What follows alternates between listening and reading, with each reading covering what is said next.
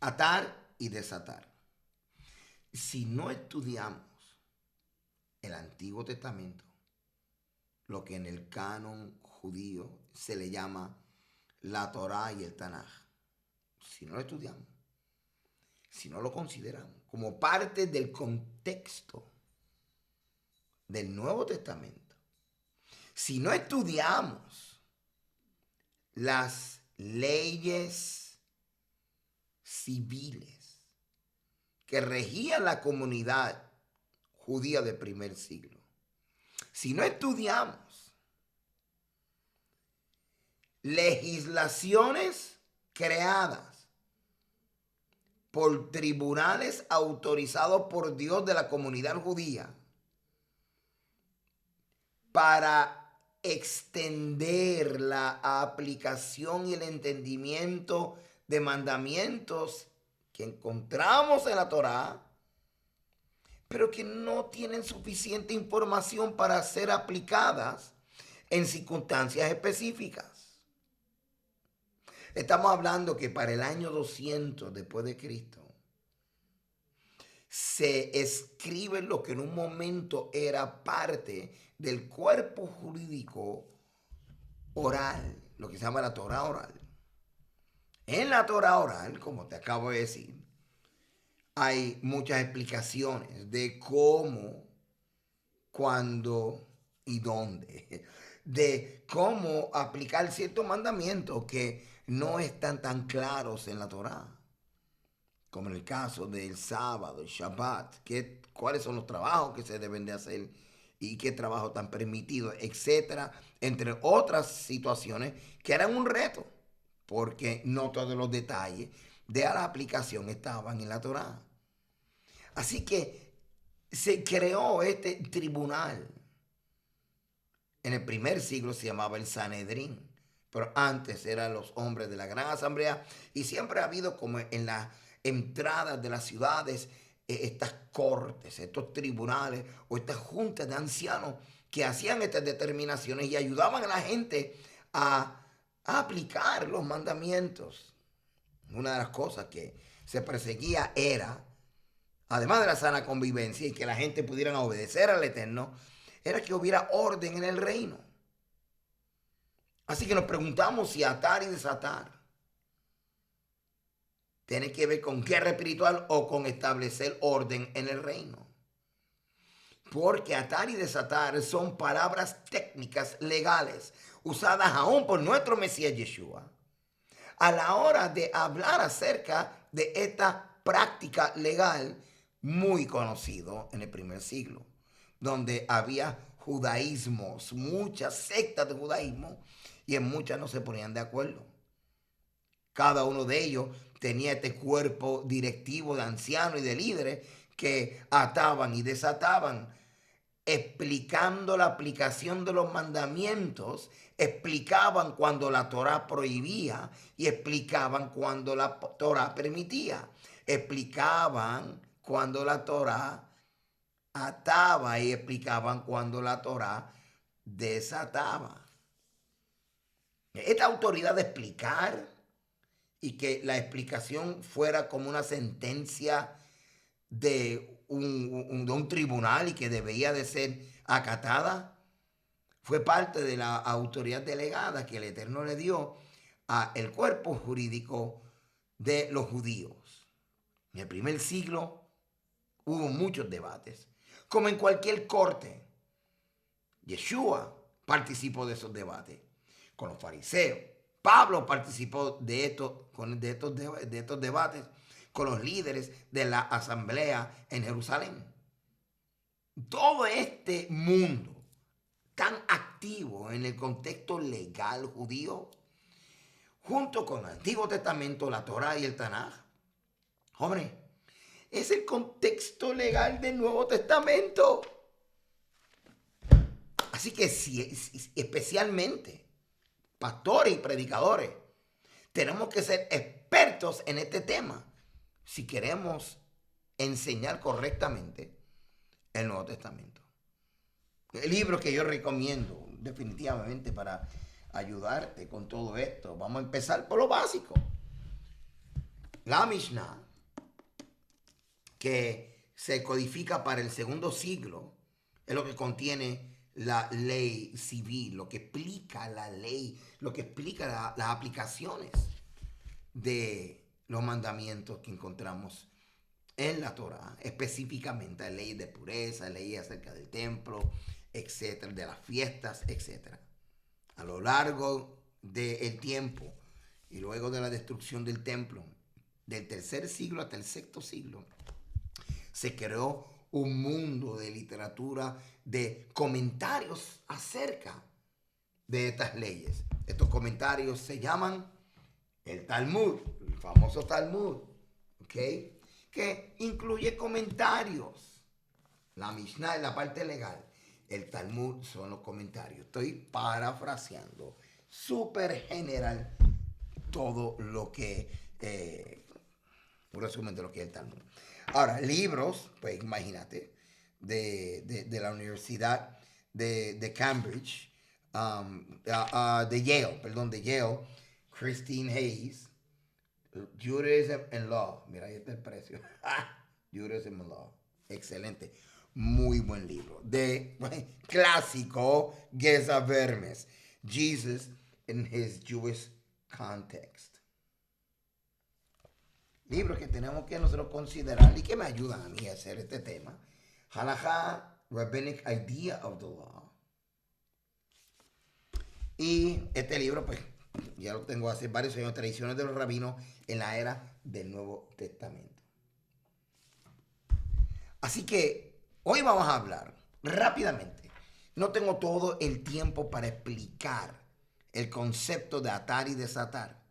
Aunque pienso que la información que te voy a traer será suficiente, por lo menos para usted entender que atar y desatar no tiene que ver con el diablo. Tiene que ver con establecer el orden del reino. Mucha información que vamos a traer hoy, pero mucho más información extendida y mejores explicaciones van a encontrar cuando vayan a mi página, aquí a walteragosto.org. En mi página walteragosto.org, en la parashá Mishpatim, atar, desatar y el hombre fuerte. Este año, el año 2023, cuando estoy grabando esto, ya para el viernes 17 de febrero va a estar disponible esta enseñanza, ¿ok? Que es una extensión de lo que voy a estar compartiendo hoy. Así que rápidamente vamos a comenzar hoy a atar y desatar, descubriendo el contexto, el lenguaje técnico que encontramos en el Nuevo Testamento.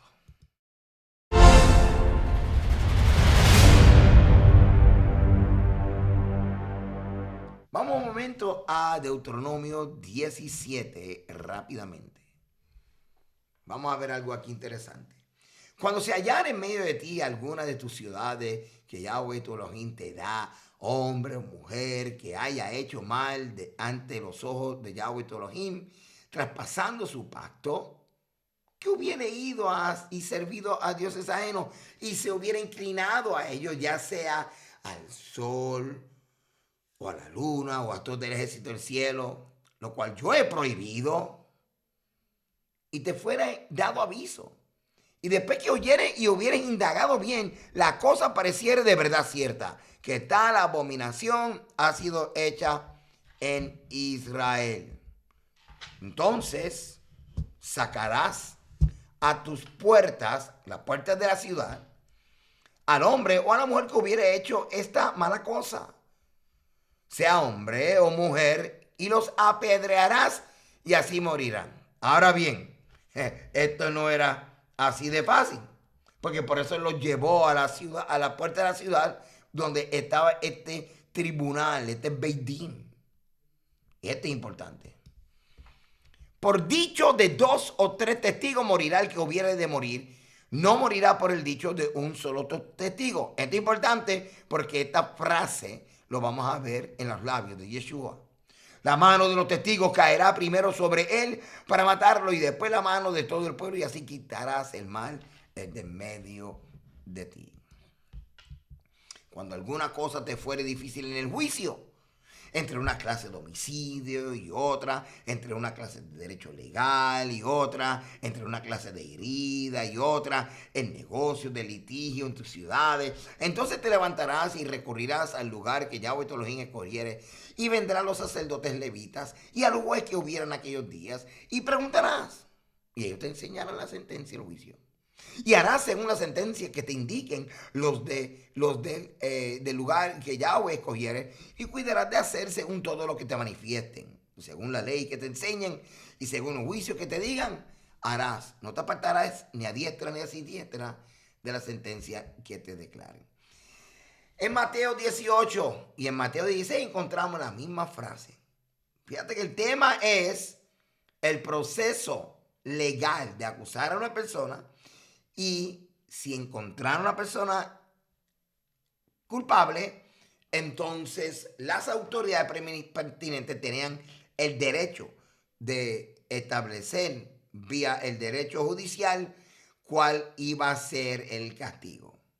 Mateo 18:5, la palabra de Yeshua: por tanto, si tu hermano peca contra ti, ve y repréndele estando tú y él solo. Si te oyere, has ganado a tu hermano. Mas si no te oyere, toma aún contigo a uno o a dos, para que en boca de 2 o 3 testigos conste toda palabra. Si no los oyere a ellos, dilo a la iglesia. Si no oyere a la iglesia, tenle por gentil y publicano. Ahora, yo prefiero hacerte entender que si no te oyere, pues entonces tú solo vas a decir entonces a la congregación, a la comunidad completa. Triste, pero así es el procedimiento. Ahora bien, verso 18. De cierto digo que todo lo que atares en la tierra será atado en el cielo, y todo lo que desatares en la tierra será desatado en el cielo. ¿De qué estamos hablando aquí? Atar y desatar. Atar y desatar lo tenemos que ver en el contexto, jóvenes, de lo que está ocurriendo literalmente en el capítulo 17 de Deuteronomio.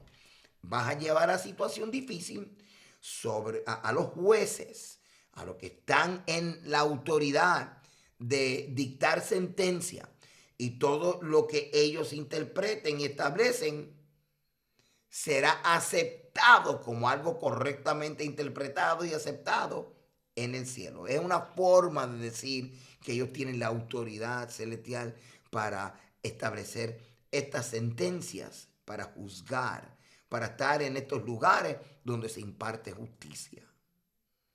Lo que está diciendo es que cada vez que hubiera una situación difícil, que vayan donde estos ancianos y ellos juzgarán, sea un litigio, un homicidio, etcétera, etcétera.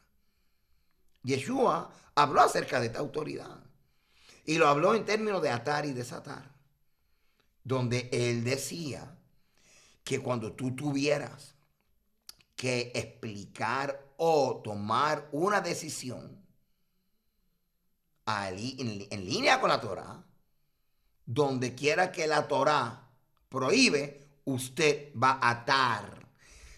O donde quiera que la Torah permite, usted va a desatar, vincular y desvincular. Que la sentencia que se tome esté en línea con la Torah, que es otra forma de decir el cielo. Ahora bien, vamos a ver esto y continuamos. Así que ya sabemos que todo esto tiene que ver con procedimiento legal a la luz de Deuteronomio 17. Esto es lo que está ocurriendo en Mateo 18, verso 19. Otra vez os digo que si dos de vosotros se pusieran de acuerdo en la tierra acerca de cualquier cosa que pidieran, les será hecho por mi Padre que está en los cielos.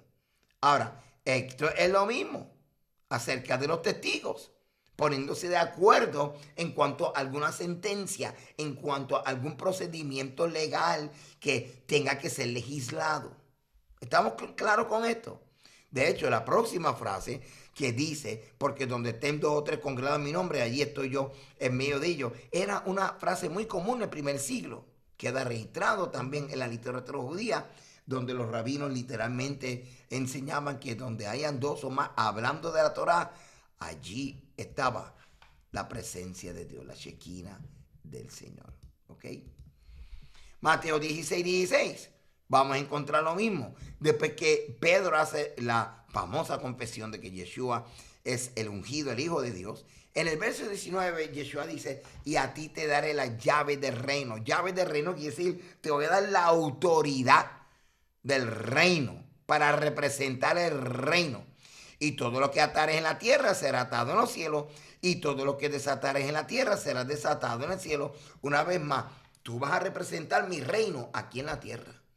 Y te voy a dar la autoridad de tú establecer el orden en el reino. Así que cuando te traigan situaciones difíciles y tengas que manejar situaciones donde tengas que tomar decisiones, es mejor que tu sentencia sea una prohibición donde la Torah esté prohibiendo. O tu sentencia será un permiso o una luz verde, como quien dice, donde la Torah así lo dice. ¿Están entendiendo lo que le estoy diciendo? ¿Ok? Digan amén, que lo están entendiendo. Ok, amén, muy bien. Entonces, el erudito griego A.T. Pierre Robertson, que es el último que tenemos ahí a mano izquierda, escribió acerca de atar y desatar. En lenguaje rabínico es prohibir y soltar es permitir. Énfasis que le estamos poniendo aquí. Ahora, el respetado comentarista de la Biblia, Adam Clark, un comentarista, material de comentario del excelente, está de acuerdo y alineado con Robertson y dice, es tan claro como el sol, por lo que ocurre en innumerables lugares dispersos a lo largo de la Mishnah y desde allí comúnmente usado por los rabinos posteriores, cuando tratan de temas rituales, que atar significa, y era comúnmente entendido por los judíos en ese tiempo, de ser una declaración de que cualquier cosa ilícita de hacer no se podía hacer. Perder o desatar significaba todo lo contrario, una declaración de que cualquier cosa puede hacerse, pero lícitamente. Entonces nuestro Salvador habló a sus discípulos en un idioma legal que ellos entendían. Estoy citando las palabras de Adam Clark en su comentario. De los muchos ejemplos de atar y desatar en los escritos judíos, podemos ver que se referían a prohibir, atar o desatar, permitir algo. Y se usaban con cosas como reglas y reglamentos, no con personas. Los rabinos no ataban ni soltaban a personas, la gente.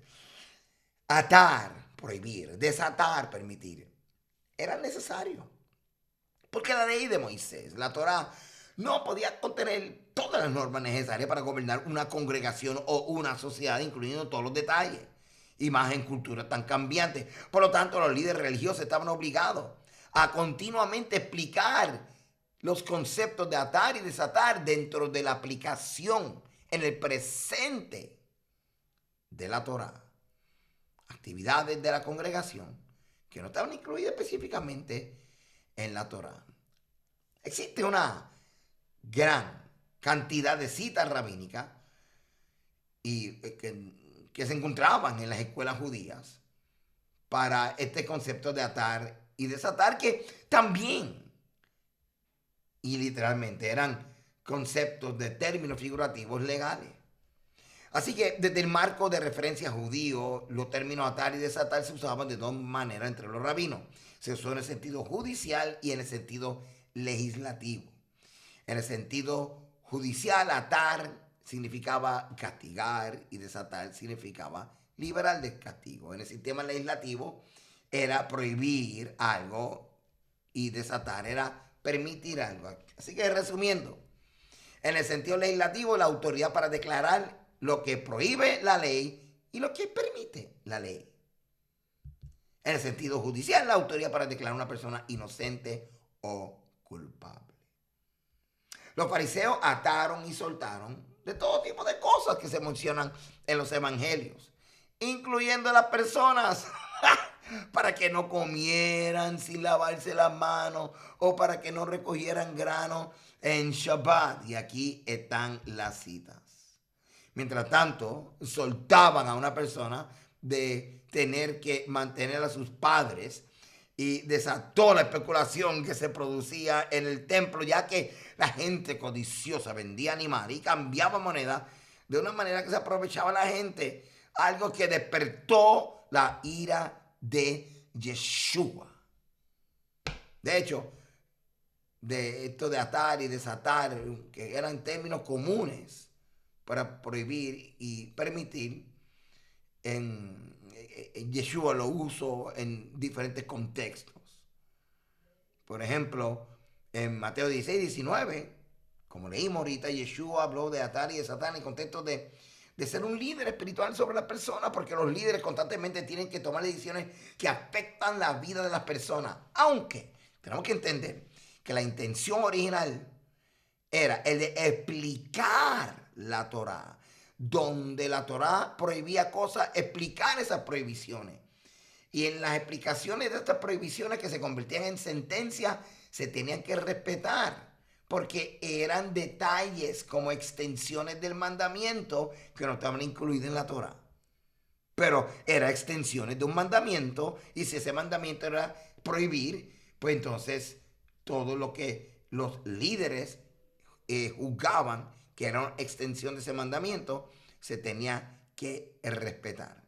Yeshua mismo entendió y vio cómo estas leyes amarraban a la gente y ataban a la gente, afectaban a las personas. Cosa que hacían los fariseos a veces cuando aplicaban incorrectamente estas legislaciones, y lo que parecía que estaban, ¿verdad?, atando o desatando a la gente. Eso es lo que parecía.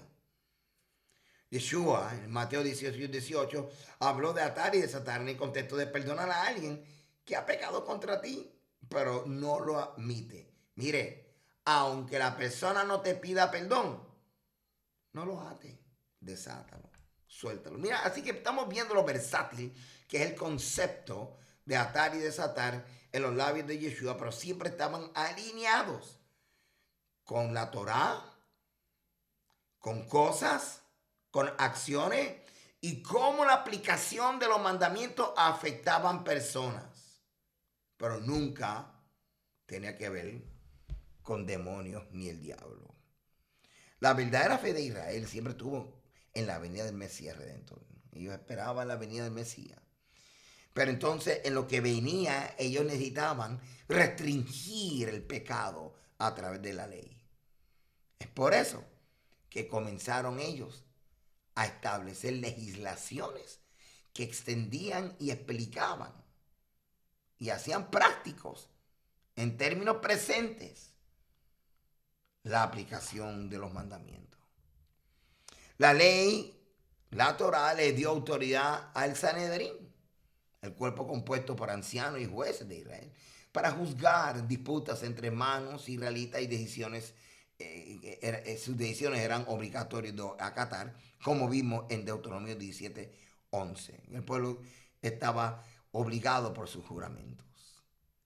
Por ejemplo, vamos a ver un ejemplo, 1 Samuel 14:24, un ejemplo clásico, donde leemos: ahora bien, los hombres de Israel estaban angustiados ese día porque Saúl había atado al pueblo bajo juramento, diciendo: maldito sea el hombre que comiere pan antes de que llegue la tarde, antes que me haya vengado de mis enemigos. Así que ninguno de los soldados probó la comida. Estaban atados a no comer hasta que traían los enemigos a los pies. Así que vamos a Mateo 23, del 1 al 15. Vamos a ver este concepto en acción. Entonces habló Jesús, estoy leyendo de la Reina Valera. Habló Jesús a la gente y a sus discípulos diciendo: en la cátedra de Moisés se sientan los escribas, los fariseos. Así que todo lo que os digan que guardéis, guardadlo y hacerlo. Porque estaba respetando la autoridad que ellos tenían de atar y desatar, de crear estas legislaciones para explicar lo que la Torah prohibía, las legislaciones para explicar lo que la Torah permitía. Pero mira lo que dice Yeshua: mas no haga como ellos hacen. Como quien dice, son unos sinvergüenza. Tienen la autoridad, pero están abusando de la autoridad. ¿Por qué? Mira lo que dice el verso 4. Atan cargas pesadas. atan cargas pesadas. Lo que está diciendo, ¿sabe qué? Ellos tienen la autoridad. Pero estoy viendo que como que ellos están atando cargas. Estaban oprimiendo al pueblo con interpretaciones y aplicaciones de la Torá. Por ejemplo, cuando se habla acerca de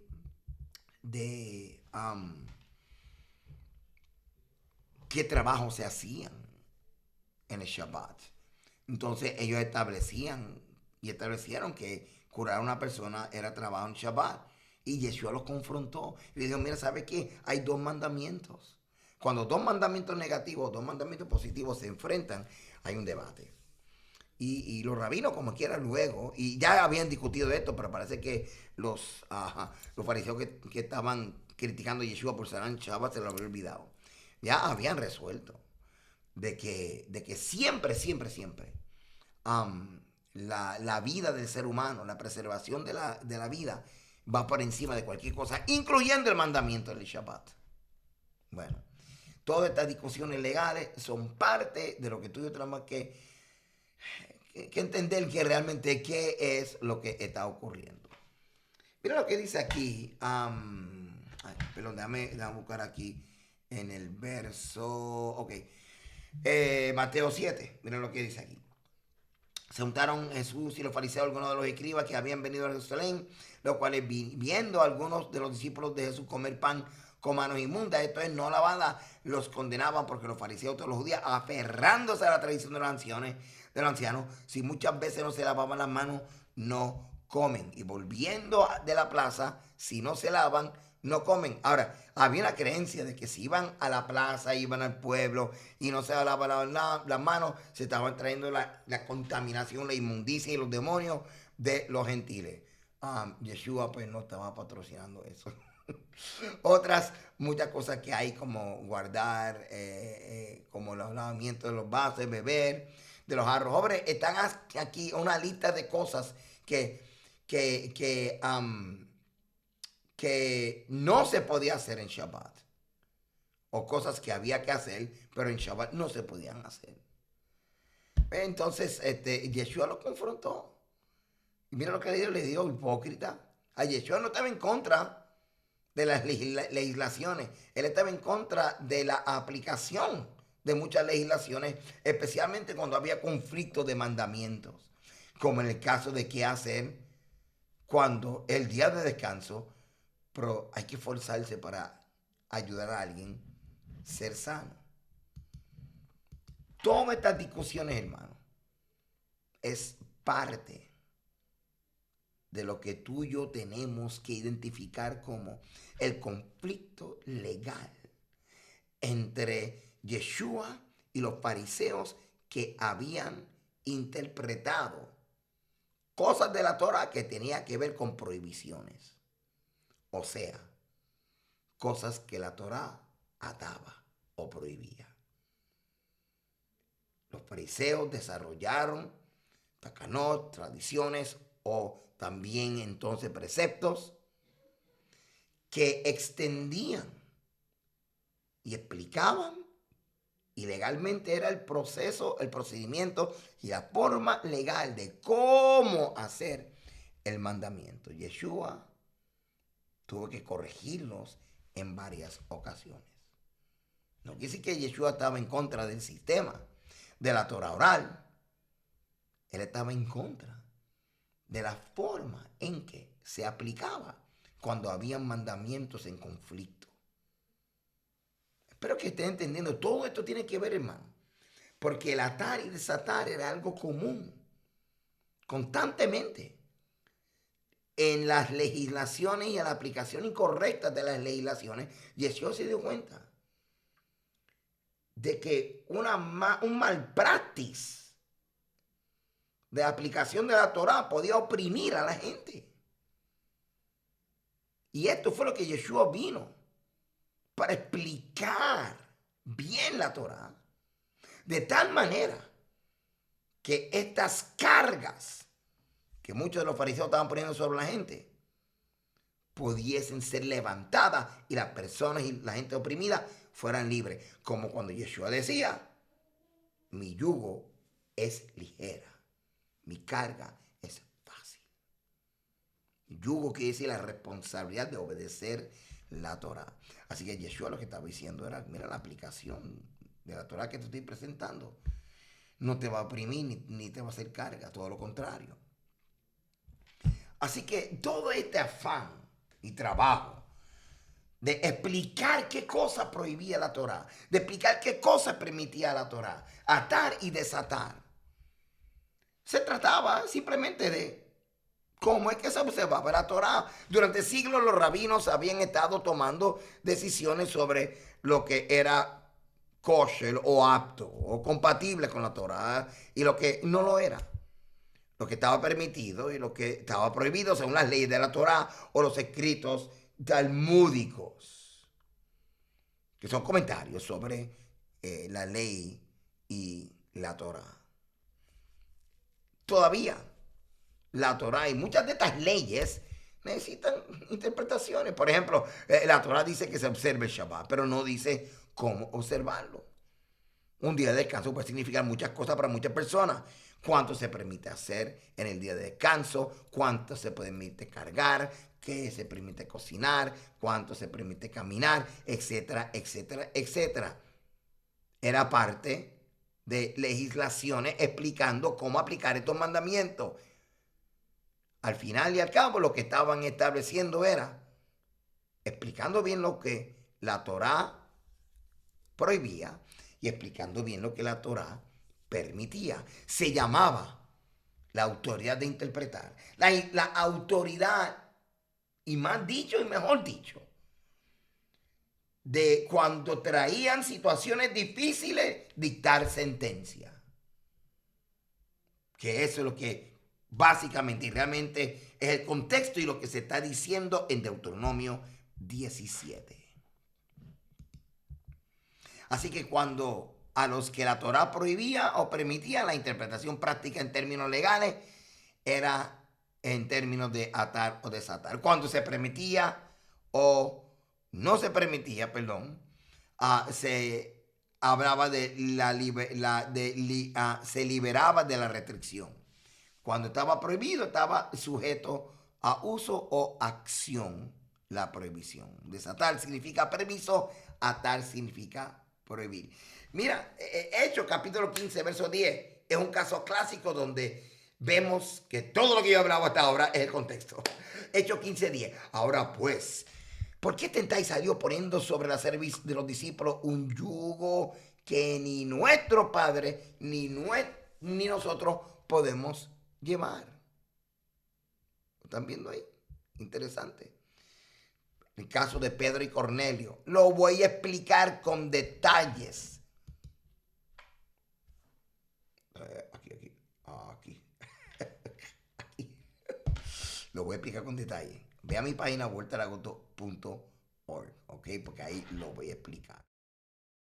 ¿Qué yo hice, señor? Ok, ahí lo voy a explicar. El caso clásico, oh my God, de la mujer encorvada. Tú tienes que escuchar cómo yo voy a explicar eso. Usted tiene que escuchar esta parte. Porque definitivamente eso, créeme hermano, va a cambiar tu vida. Mi hermano, hay tanta evidencia que explica que atar y desatar no tiene nada que ver con guerra espiritual, no tiene nada que ver. Y te puedes unir conmigo. No, pastor, no soy guerra espiritual porque yo lo he visto. No hay problema con eso, pero te estoy diciendo lo que dice la Biblia. Te estoy explicando la escritura a la luz de contexto histórico, legal. Pilo, Josefo, que él dio un informe a Alejandra de Jerusalén, de que los fariseos estaban creando legislaciones de cómo recibir a los que vivían fuera de Judea. Y literalmente así lo dijo, que ellos estaban atando y desatando. Mira esto. Alfred Edersheim describe cómo los términos atar y desatar fueron usados y entendidos durante el tiempo del ministerio terrenal de Jesús. Cito a Alfred Edersheim. Ningún otro término estuvo en uso más constante en la ley canónica rabínica que el de atar y desatar. Las palabras son la traducción literal de los equivalentes hebreo azar, que significa atar en el sentido de prohibir, y itir, que significa desatar en el sentido de permitir. Para este último también se usaba el término shera o sheri. Pero esta expresión es tanto en la dicción targúmica como en la talmúdica, o sea, los targum, que son la paráfrasis y traducciones del arameo. No meramente el equivalente de permitir, sino que pasa a remitir o perdonar. Por otra parte, atar y desatar se refiere simplemente a cosas o actos prohibiéndolos o permitiéndoles, declarándolos lícitos o ilícitos.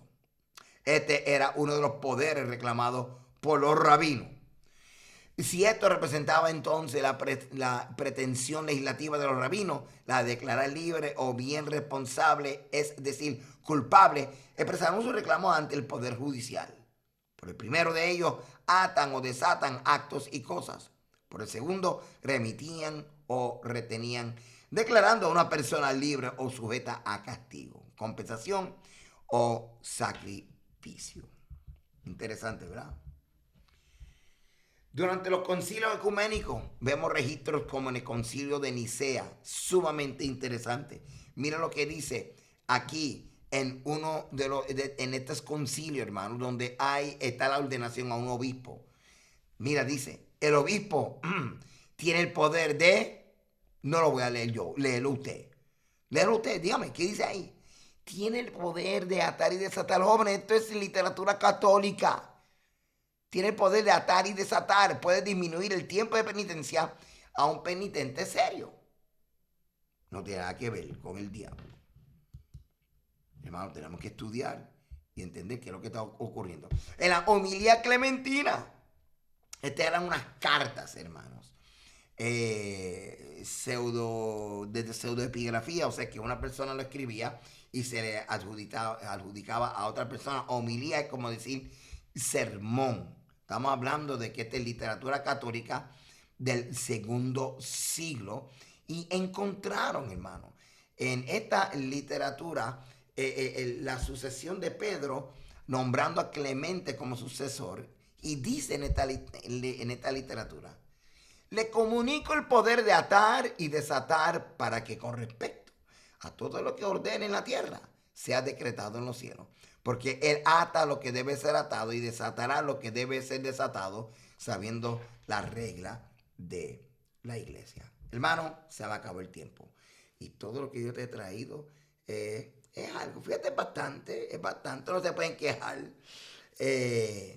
Pero tienen que ir a mi página, walteragosto.org. Ahí, y usted sabe que ahí tengo información, tengo estudios, tengo estas presentaciones en PowerPoint con gráficas, con referencias, que te va a ayudar a ti a seguir estudiando.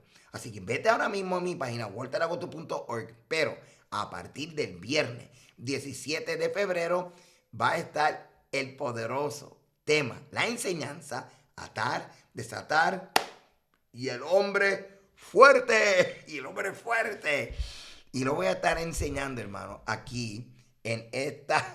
me confundo aquí, en esta Parashá Mishpatim del año 2023. Así que, amado, gracias por seguirme aquí en mi página de YouTube. Dale like a la página, comparte la página, comparte esta enseñanza. Tienes a alguien que necesita saber lo que realmente es atar y desatar, compártelo en tu muro, compártelo con tus amistades. Y nada, nos veremos en mi página walteragosto.org. Dios te bendiga, Dios te guarde. Shalom.